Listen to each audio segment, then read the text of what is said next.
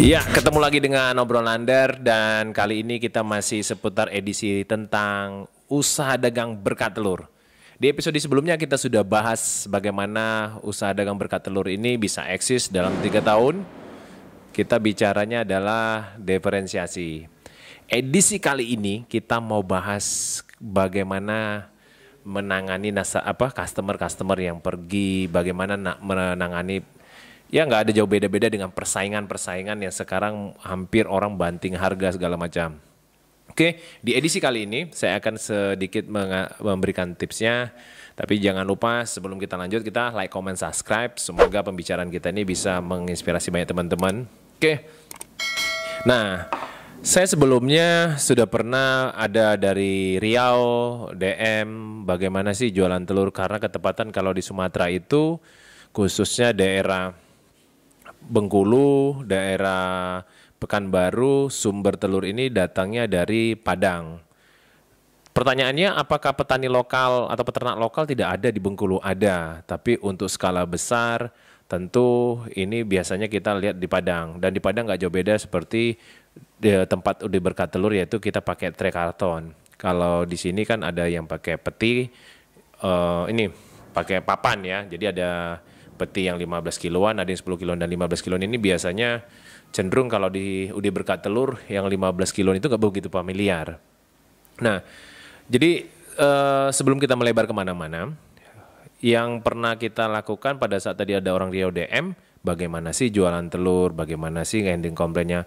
Teman-teman, pada saat saya berproses 3 tahun, berarti 2 tahun yang lalu kita mencari. Memang menjual telur yang sama sejenis itu kita agak sedikit susah untuk mempertahankan daripada kita punya produk, karena produk itu hampir di mana-mana ada. Dan ada satu yang kita nggak bisa ngalahkan pemain-pemain lama adalah kalau dia sistemnya piutang. Nah, kita modalnya nggak bisa piutang. Telur kalau naik gimana? Kalau turun gimana? Nah, untuk harga naik dan harga turun kita mungkin akan punya episode berikutnya. Tapi khususnya kita kalau ada yang komplain. Kalau ada yang komplain teman-teman, kita tidak perlu menyelah, kita tidak perlu menjawab, karena sebenarnya kita hanya ingin mendengarkannya.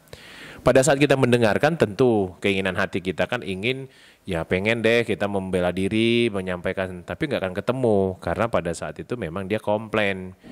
Nah, pada saat dia komplain, tugas kita adalah bagaimana memastikan bahwa barang yang kita jual itu adalah tidak ada kesengajaan kita, satu membuatnya rusak atau satu membuatnya mencampur atau ini ya, kalau kita bicaranya ya kita silang dengan barang lama atau gini, nggak ada ya.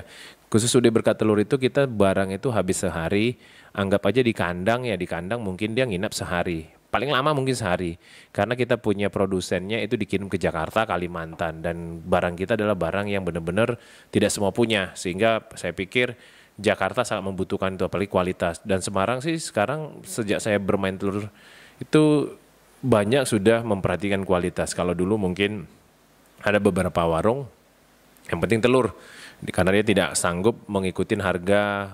Ya kalau dia misalnya sekarang kita tadi ada harga registrasi telur pinsar, ada harga paguyuban lain. Kenapa sih berbeda-beda? Ya kita nggak bisa tutup kemungkinan ya, karena masing-masing punya asosiasinya. Tapi kalau saya sih begini teman-teman, kenapa sih barang itu bisa dengan berbeda-beda? Karena punya pertimbangan dan pasarnya pasti masing-masing beda. Nah, pastikan aja teman-teman bahwa yang kita jual ini adalah karena tadi sesuatu yang berbeda, sehingga kita fokusnya adalah ke kualitas, sehingga pada saat berapapun harga kita bisa bermain. Nah, pada saat komplain, kita tadi sudah banyak mendengar, dan kita juga tidak perlu lagi terlalu membesar-besarkan bahwa kita punya produk. Biarkan si customer itu yang melihat sendiri. Setelah lama berhubungan baik dengan kita, relationship terjadi, maka dia sedikit banyaknya kan kalau datang ke kios kita atau ke tempat kita, dia paling ya pasti akan matanya melihat kanan kiri, memastikan ada nggak produk lain dijual di tempat kita. Kalau ada, maka kuat kemungkinan kecurigaan daripada customer kita ya terbukti. Mungkin ini udah dioplos gitu. Jadi salah satunya tadi kita sudah handling komplain itu mendengar. Yang kedua memastikan kita menjual produk yang benar-benar kita ya ide produk Tapi bagaimana kalau kita mau jual barang berbeda, kembali ke masing-masing ya. Cuma kita kan membahas di sini adalah bagaimana sih Udi Berkat Telur gitu. Nah, Udi Berkat Telur itu bertahan seperti itu. Kita punya salah satu teman, dia jual di Bandung, nggak laku ya. Dan sangat susah karena akan banyak barang Ciamis, banyak barang mana masuk, apalagi kalau khususnya main di Bandung. Tapi percaya teman-teman, ada beberapa trik yang perlu teman-teman lakukan pada saat menjual telur. Teman-teman, kalau kita bicara harga, kita kan terus terang aja harga beli kita ya sudah segitu. Kalau tiba-tiba ada yang dapat lebih murah dan kita ikut untuk lebih murah, maka kita dapat capeknya aja. Jadi saya pikir setelah di episode berikutnya kita bicara diferensiasi, oke, clear. Sekarang kita bicara bagaimana komplain, banyak mendengar. Dan khusus di komplain ini tadi kita salah satu udah banyak mendengar, pastikan teman-teman kecepatan kita, servisnya ya, pelayanan servis itu bisa aja pada saat dia pesan, dia SMS segala macam, itu tentu dia perlu cepat dijawab, direspon. Ya, sehingga teman-teman bisa mendapat salah satu prioritas di depan customer. Tidak memuaskan, ya kira kita tidak bisa memuaskan untuk semua orang, tapi paling tidak teman-teman sudah meresponnya dengan menjawabnya, dengan ingin memperbaikinya, dengan bahasa-bahasa apa yang teman-teman bisa menenangkannya. Nah, di kali ini juga saya mau nambahin, bagaimana sih customer kita apakah akan bisa loyal atau tidak? Selama saya bermain telur, ada beberapa yang loyal, ada beberapa yang tidak loyal. Tapi tidak loyal itu bukan berarti dia tidak suka ke kita. Tapi bisa jadi mereka sudah dihadapkan beberapa pilihan, karena pilihannya bisa jadi mereka misalnya rumah makan. Rumah makan dia adalah sebenarnya pengawas di situ. Tapi kan dia punya majikan atau owner. Nah, owner bisa aja mungkin cek pasar atau ketemu di mana tiba-tiba, atau pedagang lain yang menawarkan langsung ketemu dengan owner itu menawarkan telurnya lebih murah. Ya, kita nggak bisa bilang kalau tiba-tiba tadi ke pengelolanya bilang, waduh, saya punya atasan dia dapat informasi harga telur sekian. Tapi saya pastikan teman-teman, yang begitu kita tidak perlu mengatakan bahwa kita lebih baik atau tidak, karena kita akan menghabiskan energi kita. Yang perlu kita lakukan adalah tetap bersimpati, berempati, dan kita tetap menjaga komunikasi yang baik. Karena saya pikir beberapa pedagang yang akan menjual seperti itu tidak akan konsisten dengan harganya. Karena ada beberapa trik mereka melakukan, hari ini mereka harga mungkin anggap aja untung 1.000, 2.000 ya di dalam 1 kilo atau per 10 kilo. Karena sebenarnya untung telur itu bisa Rp100 apakah per kilo, dalam arti, atau Rp1.000 kalau eceran, itu terserah masing-masing. Tapi saya pikir masing-masing punya formulanya dan nggak jauh-jauh beda. Ada yang lebih lagi nggak? Ada, mungkin kualitasnya paling bawah tapi dia ngambil untungnya seperti barang-barang yang standarnya. Jadi kita nggak bisa sangat detail untuk memeriksanya. Saya pikir customer sangat teliti. Dan selama saya menjual telur, ya pembeli atau pelanggan itu sendiri yang membuktikan, karena banyak customer dia atau pelanggan di bawah pelanggannya lagi yang bertanya, saya sih nggak bicara harga, tapi saya pengen kualitasnya sama seperti itu. Sehingga saya pikir, saya ada salah satu nasi goreng ya, nasi goreng, itu harga telur yang kita kasih ke beliau itu dia sampai sekarang konsisten.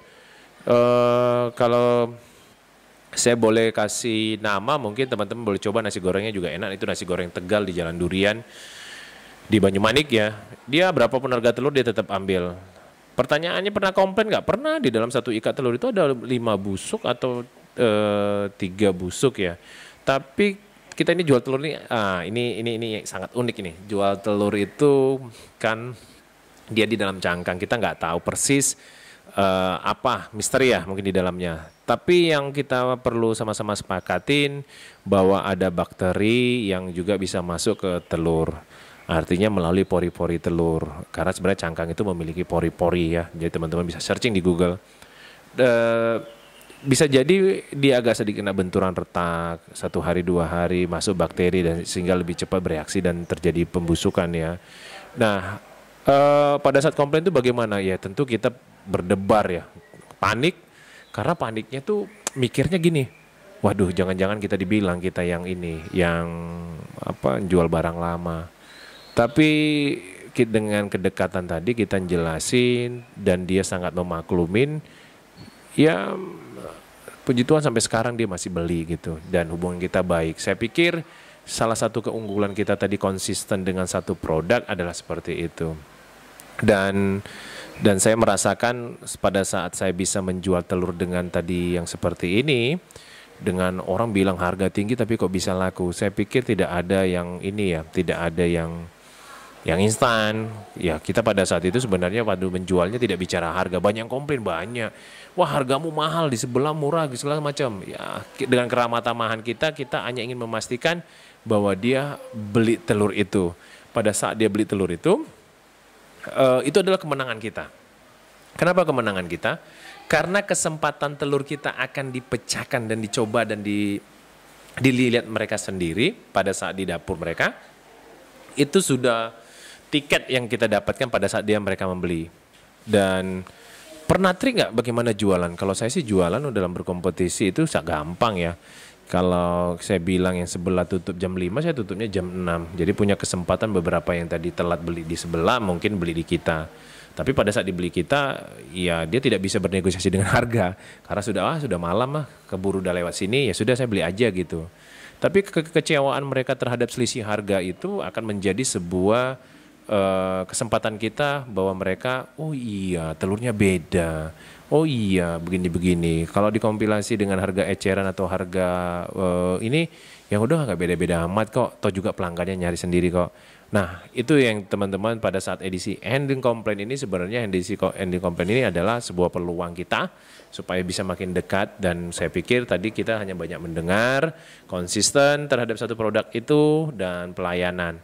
Saya pikir itu teman-teman di edisi yang kita kedua ini di obrolan Lander, bagaimana saya mengupas habis tentang berkat telur dan sampai sekarang eksis, dan teman-teman bisa follow IG-nya yaitu UD Berkat Telur. Dan teman-teman kita juga punya digital media itu di Lander Creative House yang sebagai media partnernya daripada UD Berkat Telur. Nah, nanti kapan ada waktu kita akan bahas bagaimana sih tentang Lander Creative House membahas ini semua. Tapi sedikit yang saya sampaikan kepada teman-teman adalah usaha telur adalah usaha yang paling gampang karena telur setiap hari dibutuhkan, setiap hari dikonsumsi. Masalah untung, masalah margin, teman-teman pingin kaya cepat, pingin dapat untung yang cepat, saya pikir bicaranya adalah volume.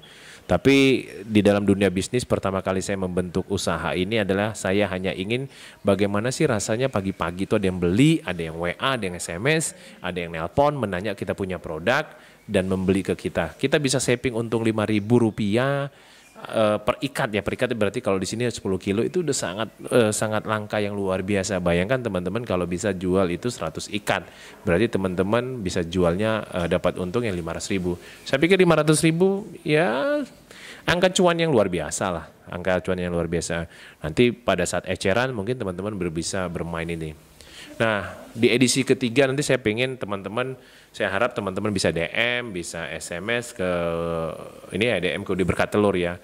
Kira-kira bagaimana barang-barang yang dijual itu retak return. Kan ada beberapa warung akan nanya ini, loh kita punya barang return nih. Kalau bayangkan teman-teman kalau mereka pedagang itu ada rata-rata balikan 3 butir. 3 butir itu kita anggap berat telurnya 65 gram. Teman-teman 65 gram dengan paling untung berapa tadi tipis. Kalau banyak semua balik, kira-kira gimana? Pasti untung kita kan tergerus dengan tadi barang return. Jangan kemana-mana, kita akan ikuti edisi ketiganya. Kita bahas di sini dulu. Semoga teman-teman terjadi kita interaktif. Jangan lupa mulai aja dulu usaha dagang berkat telur menjadi suatu bisnis kita, sponsor daripada Lander Creative House. Obrolan Lander selalu akan hadir untuk menjadi teman kita berbicara. Kita bukan bintang, tapi kita bisa menginspirasi diri kita sendiri atau menyenangkan keluarga kita bahwa kita bisa berdiri di kaki kita sendiri. Jangan kemana-mana, terus like, comment, subscribe Lander Creative House. Ciao.